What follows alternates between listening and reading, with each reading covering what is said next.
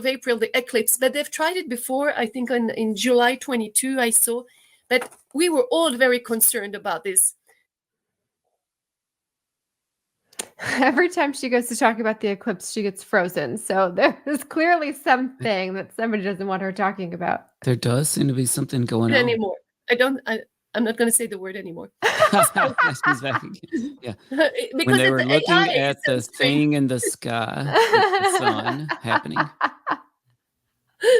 Incredible, but I mean, I'm used to this. So the director for research and scientific computer at CERN, Sergio Bertolucci, I'm not censored. Good. Okay, he said that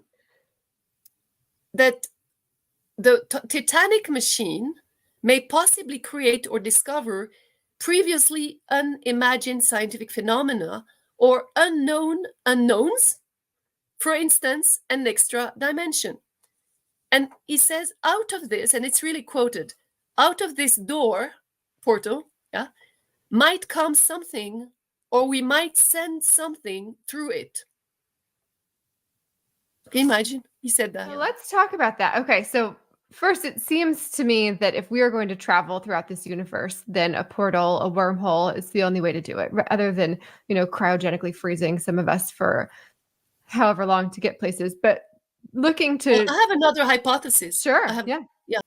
The fact that we are in a matrix already, we are kept in a matrix, and we by frequency that have been built upon us, whatever earth we have, that keeps us off from going and traveling the way we want.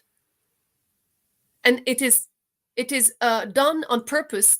Before the Tartaria countries had all those scalar waves and free energy, and there are still remnants about that.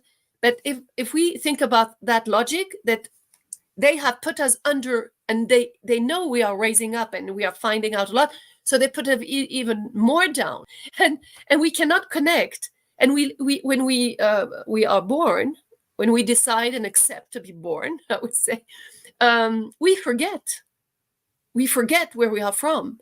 And for me, this is really it's my journey. My spiritual journey brings me there. That's why we can only sense or experiment, and I've experimented a lot of things, so that are not scientifically proven, but they question everything, and it is an experience. Yes. So if I'm understanding correctly, I've heard this concept that we all have different frequencies at different dimensions, and that in order to access a different dimension, you would have to be on a different frequency. So for your standpoint, if we can control our frequency, get out of the control of others and those that are trying to lower our frequency, we might be able to travel to different dimensions that way. Yeah, you can, but you have to be careful not to be caught in what they want us to believe.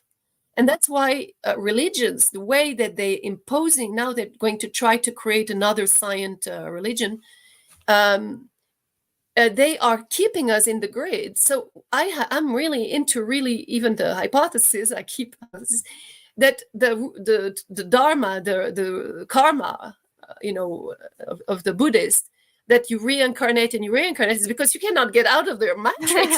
Because you get out of your life and you have been programmed to believe that this is going to be like this and like that, and you go back down.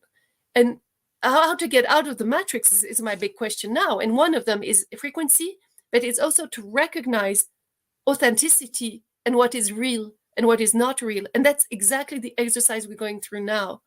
So frequency is definitely, but it's also questioning the programmation we've gone through.